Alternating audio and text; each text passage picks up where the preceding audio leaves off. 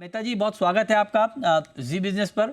और लंबे समय के बाद आप हमारे साथ जुड़ रहे हैं। लंबे समय से मेरा तात्पर्य ये है कि पिछले 2-3 दिन एक लॉन्ग वीकेंड था, आप जुड़े नहीं। तो मेहता जी, सबसे पहले आपको बधाई इस बात की कि मतलब अभी अभी मुझे मालूम चला कि 15 अगस्त को आपका बर्थडे था। तो आपको 75वें जन्मदिवस की बहुत बहुत शुभकामनाएं। गोल्डन डायमंड जुबली आपने कंप्लीट किया है, तो इसके लिए आपको बहुत बहुत बधाई। वैसे आप लगते नहीं हैं, लगते भी सिल्वर जुबली जैसा ही हैं, लेकिन आपने कंप्लीट किया है डायमंड जुबली, तो ये बहुत अच्छी बात है। ये ऑयल मार्केट का ही कमाल है कि आपकी ताजगी बनी हुई है। तो अब आप जरा बताइए सर कि ये ऑयल मिल का एक्सपोर्ट घट क्यों गया 7%? देखिए, अप्रैल टू जुलाई अगर हम देखें हम्म। तो ओवरऑल डाउन 2.4% को है। हम्म। जुलाई में यस, जो आप बोल रहे हैं सही है, जुलाई में डाउन है। बेसिकली जो हमारा एक्सपोर्ट है मेजर इज सोयाबीन और रेपसीड मिल का ही एक्सपोर्ट है। थोड़ा बहुत जो कैस्टर मिल का हो रहा है और डीओल राइस ब्रान का जो बंद पड़ा है, पर 2.4% है। मगर मेरे क्यों लगता है कि आप देखिए रेपसीड मिल में काफी अच्छा रहा है। रेपसीड मिल अगर आप देखें तो अबाउट 7.5 लाख टन का रेपसीड मिल का हो गया है और 7 लाख टन का सोयाबीन का एक्सपोर्ट हुआ है। और कम नहीं है, खाली जो तकलीफ हो रही है वो डीडीजीएस के वजह से तकलीफ हो रही है। डीडीजीएस के वजह से लोकल में डिमांड कम है।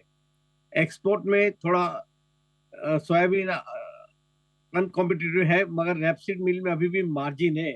कम से कम 40-50 डॉलर का मार्जिन है, इसके रेपसीड चल रहा है। और खास तौर पे चाइना अगर देखें तो लास्ट ईयर खाली 15,000 टन लिया था, ये साल 2.25 लाख टन कम से कम रेपसीड मिल लेके गए।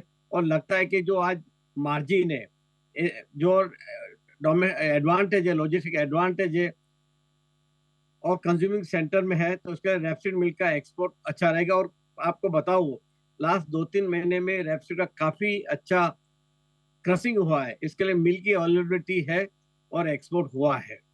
खाली एक ही प्रॉब्लम है चाइना का कि भाई 4 या 5 कंपनी अप्रूव्ड है। अगर अच्छा। ज्यादा कंपनी वहां अप्रूव्ड हो जाए तो हाँ, और भी एक्सपोर्ट बढ़ कैसे होगा सकता ये? है। चाइना वाला जिक्र आपने छेड़ दिया, मैं पूछ ही लेता हूँ, तो क्या ये प्रॉब्लम कैसे सॉल्व होगा सर, चाइना वाला? नहीं, 2012 में चाइना ने बैन कर दिया था हाँ। रेपसीड मिल। एक छोटे वजह से बैन किया था। वो बाद में 2016 में खोला, पर उसमें उसने काफी कंडीशन लगाई थी। उसमें उसका एक कंडीशन क्या है, उनकी जो कंपनी को एक्सपोर्ट करना है वहां उनके पास अप्रूवल होना चाहिए मिनिस्ट्री ऑफ एग्रीकल्चर में। तो आज 4 या 5 कंपनी अप्रूव है, वही एक्सपोर्ट कर पाई है। अभी हम बाकी कंपनियों को भी प्रोत्साहन दे रहे हैं कि आप भी अप्रूवल करवा लीजिए, ताकि अगर ज्यादा कंपनी होगी तो ज्यादा एक्सपोर्ट भी होगा। तो अभी चल रहा है, नए नए कंपनी अभी अपना रजिस्ट्रेशन करवा रही है चाइना में। तो मेरे को लगता है कि China would be the biggest market for rapeseed mill during the current year. Okay, ठीक है। अब एक सवाल मैं आपसे ये पूछ रहा हूँ, आप कह रहे हैं कि मस्टर्ड ऑयल में मस्टर्ड मील में पोटेंशियल है। सर, आपको राइस ब्रांड मील में पोटेंशियल दिख रहा है? क्योंकि अब सितंबर का महीना आ रहा है। अब आप देखिए कि मेरे ख्याल से 30 सितंबर है सर जो बैन की 30 सितंबर डेडलाइन। लास्ट डेट है। क्या लगता है आपको, देखिए, खुलना चाहिए? ठीक रहेगा खोलना, या आपको लगता है कंटिन्यू होना चाहिए? अरे भाई, मैं तो ऑयल मिल वाला हूँ, मैं तो कंटिन्यू करने की बात ही नहीं कर सकता, सोच भी नहीं सकता। आप तो ईमानदार आदमी ऐसा है था। सर, आपको जब जो लगता है वही बोलते हैं, तो कई बार नहीं नहीं, आपकी जुलाई तरफ से। 23 में बैन कर दिया था, तभी हाँ। जो हमारे डेयरी वाले हैं उसने कंप्लेन की थी कि हम्म। मिल के भाव क्यों बढ़ रहा है, तो कि डीओल राइस ब्रान से भाव ज्यादा इसलिए बढ़ रहा है। तभी 18 रुपए किलो था, समझ गया। मगर उसके बाद में तो 8 रुपए हो गया, अच्छा। 10 रुपए आज चल रहा है। 10 रुपया फिर भी बोल रहा है कि भाई बैन करके चालू रखना है। 5 से 6 लाख टन हम एक्सपोर्ट करते थे डीओल राइस ब्रान, खास करके वियतनाम और नेबरिंग कंट्री में। तो हम्म। अभी कोई फैक्टर रहा नहीं कि भाई क्यों बैन करे। बैन चालू हम्म। रखना, प्रोहिबिशन है, उठा लेना चाहिए। 30 सितंबर लास्ट डेट है, एक्सटेंड नहीं करना चाहिए। और आज प्राइम मिनिस्टर साहब खुद बोल रहे हैं कि भाई एक्सपोर्ट बढ़ाओ। तो जहां अपने पास रेडी मार्केट है, माल पड़ा है, और यहाँ डीडीजीएस की वजह से ड्यूअल राइस की डिमांड कम हो रही है, उसके वजह तो आपके पास सरप्लस है। नहीं तो क्या दो नुकसान होगा, एक तो आपका एक्सपोर्ट नहीं होगा और राइस वन प्रोसेस नहीं होगा, तो राइस वन ऑयल का प्रोडक्शन कम होगा, तो आप इंपोर्ट बढ़ेगा। तो ये विन विन सिचुएशन है। आज गवर्नमेंट को फिर से सोचना पड़ेगा कि भाई जल्दी से जल्दी एक्सपोर्ट जो है ड्यूअल राइस वन बैन करके रखे, खोलना चाहिए। हाँ अच्छा, जी। ये बात आपने इंपॉर्टेंट बताई कि आपने क्या बताया सर, 18 रुपए का प्राइस घट के 8 रुपए पे आ गया। 8 है तो अभी 10 रुपए के करीब है कुछ। अच्छा, तो जब 18 रुपए गया था तब ये बैन लगा था, राइट? हाँ जी। तो अब तो सर फिर तो 8 रुपए आ गया, अब तो मतलब आपके हिसाब से अरे मतलब भाई, आप खुल ही जाना चाहिए फिर तो। खुलना ही चाहिए। आपका सहकार मिलेगा थोड़ा और आप आवाज बढ़ाएंगे हाँ। डेफिनेटली वहां सुनेंगे, दिल्ली में बैठे हो सुनेंगे, आपको तो जरूर सुनेंगे। नहीं, इधर आवाज से तो हम तब मजबूत करेंगे सर, जब आप मुझे कुछ और बात बता दें कि अगर ये खुलता है तो इसका फायदा किनको होगा? फायदा कंट्री को होगा। कंट्री को किसको? कंट्री कंट्री को में आज किसको? आज मेहता जी ईस्टर्न को इंडिया या के एमके सारे झा को? नहीं, एम के आपको जाएगा तो फायदा नहीं होगा, हाँ। एम के को क्रेडिट जरूर मिलेगी। अच्छा। आज ईस्टर्न इंडिया का सारे प्लांट बंद पड़े हुए हैं क्योंकि वहाँ डीओआरबी का आउटलेट नहीं है। हम्म। तो वो जरूरी है कि वहाँ का प्लांट चले तो प्रोसेसिंग होगा, राइस ब्रान ऑयल का भी प्रोडक्शन बढ़ेगा। सारे विन विन सिचुएशन है। और अभी अभी मिल के भाव बढ़े तो उसके जिम्मेदार डीओल राइस ब्रान नहीं सर है, ये वो दूध, प्रूव हो गया। ये सर दूध के दाम तो नहीं बढ़ जाएंगे ना इससे? ये भी डर था ना जब बैन लगा था तो।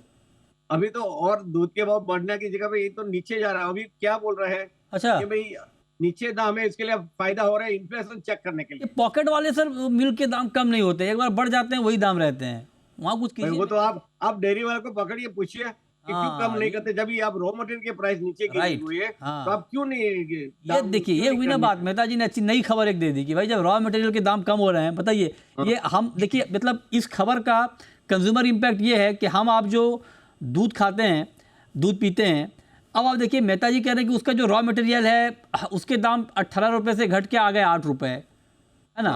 तो अब ये मिल्क प्राइस भी कम होना चाहिए, वो नहीं हो रहा है। तो खैर ये तो अच्छी बात आपने बताई। इसका मतलब एक और भी है कि deoiled rice bran is not responsible. जो भाव बढ़े थे दूसरे काफी चीजों की वजह से बढ़ा था, पर हमारे एक स्कैपगोट बना दिया डीओल राइस ब्रान को। तो मतलब कैटल फीड में सर अभी डिमांड कैसी है इंडिया में राइस ब्रांड की, कैटल फीड में? डीओल राइस ब्रान की डिमांड है, पर जो भी डीडीजीएस से बड़ा प्रॉब्लम कर रहा है। अच्छा, यहाँ भी कर रहा है। आज डीडीजीएस पोल्ट्री इंडस्ट्री के लिए सोयाबीन को रिप्लेस कर रहा है, और कैटल फीड में रैपसीड मील और राइस ब्रान को रिप्लेस कर रहा है। मगर एक न्यूज आ रही है कि आज जो कैटल फीड वाले यूज करते थे उनको पता चला है, पोल्ट्री वाले को, कि वो उसमें एफ्लाटॉक्सिन ज्यादा है और उसकी प्रोडक्टिविटी नीचे जा रही है। ज्यादा यूज नहीं कर सकते, लिमिटेड क्वांटिटी में यूज कर पाएंगे। पहले ऐसा लगता था कि ज्यादा यूज कर लेंगे तो उसकी प्रोडक्टिविटी कम हो जाएगी, और एफ्लाटॉक्सिन है तो एफ्लाटॉक्सिन की वजह से नहीं करेंगे तो एक सीमित मात्रा में यूज होएगा। पूरा जोरों से जो हमको डर था इतना नहीं होना चाहिए। ओके, तो आप कह रहे हैं कि जो डर था वो नहीं होना चाहिए, ये आपने इम्पॉर्टेंट बात बताई है। तो सर कैसे निपटेंगे डीडीजीएस के मामलों से? अभी देखिए भाई, कोलेटरल डैमेज है। आप इथेनॉल को प्रमोट करना चाहते हैं, मक्का का आज एकरेज देखिए 10 लाख हेक्टेयर बढ़ गया। किसके वजह से? सोयाबीन का एकरेज कम हुआ 4 लाख हेक्टेयर, ग्राउंडनट का 2 लाख हेक्टेयर कम हुआ, कॉटन का 3 लाख हेक्टेयर कम हुआ। वो सारे हेक्टेयर कहाँ गए? मक्का में गए। तो मक्का का अगर उत्पादन, इथेनॉल के मक्का का उत्पादन बढ़ा रहे तो बढ़ा ही है, और उसका कोलेटरल डैमेज जो है डीडीजीएस वो दूसरी इंडस्ट्री को खत्म कर रहा है। तो गवर्नमेंट को कोई रास्ता निकालना पड़ेगा कि डीडीजीएस क्या करे। या तो आप एक्सपोर्ट पोटेंशियल उसको एक्सपोर्ट में प्रयत्न करवाइए, एक्सपोर्ट में इंसेंटिव देके डीडीजीएस को बाहर भेज दे। आज पूरे वो एक और दूसरा है कि जो ऑयल मिल आज कॉम्पिटिटर नहीं रहा है तो उसके लिए इंसेंटिव दिया जाए, 10-15% इंसेंटिव दीजिए। अच्छा। ताकि हम डीडीजीएस को भी कर पाए और इंटरनेशनल मार्केट में भी कंपटीशन कर पाए। राइट, ये आपने बहुत इंपॉर्टेंट बात बताई। लेकिन मेहता जी ये कोकोनट ऑयल बड़ा महंगा हो गया सर, बताइए देखते देखते कैसे नारियल पानी पियेंगे हम लोग? नारियल इतना महंगा, नारियल पानी तो तेल इतना महंगा। आप ज्यादा नारियल पानी पीते हैं इसके लिए कोपरा नहीं मिल रहा है। अच्छा, ऐसा है क्या? नहीं ऐसा है। ये साल कम से 30 से 40, नॉर्मली जो कोपरा का प्रोडक्शन है 6 लाख के करीब है, पर ये साल कम से 30 से 40% कोपरा का उत्पादन कम हुआ है। उसके वजह से शॉर्टेज हुई है। और हमारे जो केरला के भाई है या तो तमिलनाडु में, उनको तो कोकोनट ऑयल ही चाहिए एट एनी कॉस्ट। जो हमारी चिप्स आती है, बनाना चिप्स आती है, वो भी कोकोनट में फ्राई होके आती है। मगर अभी क्या हो रहा है कि कोकोनट की वजह से इतने भाव ऊपर गए तो आम आदमी को तो ले नहीं पाएंगे, तो दूसरे ऑयल में शिफ्ट, खासकर पाम ऑयल में शिफ्ट हो रहा है। जो डर हमको क्या है कि अगले साल फिर से नॉर्मल क्रॉप आ जाएगा। अगर एक दफा कंज्यूमर कोकोनट से पाम ऑयल में चला गया तो वापस नहीं आएगा, तो नेक्स्ट कोकोनट ऑयल की प्राइस एकदम नीचे गिर जाएगी। तो जरूर है कि बैलेंस अप्रोच हो। थोड़ा जरूरत पड़े तो थोड़ा इंपोर्ट भी कर लीजिए, एक दफा एक अनाउंस भी करे सेंटीमेंट, तो सेंटीमेंट चेंज होगा। तो जो स्टॉक इसके पास है माल तो बाहर आ जाएगा, और 25-50 हजार टन कोकोनट ऑयल इंपोर्ट कर लीजिए और शॉर्ट पीरियड, अक्टूबर सितंबर तक या अक्टूबर तक में आप 50,000 टन STC लाए, कोई भी गवर्नमेंट एजेंसी लेके आए और मार्केट में दे, तो वो भी फर्क पड़ेगा, क्योंकि काफी भाव बढ़े। जो 150 रुपये 140 रुपया लास्ट ईयर था, अभी राइट। 400 रुपये के ऊपर चल रहा है, वो एक काफी चिंता का विषय है। ठीक बात है। बहुत शुक्रिया मेहता जी आपका हमारे साथ जुड़ने के लिए और इस पर डिटेल में Thank you. बात करने के लिए।